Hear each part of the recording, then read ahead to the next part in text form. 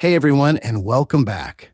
In this video, I'll show you exactly how to get your business started with the EngageBay free plan for sales, marketing, and support.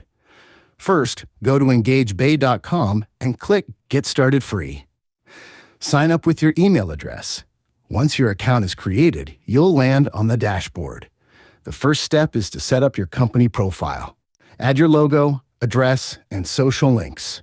Now, connect your email.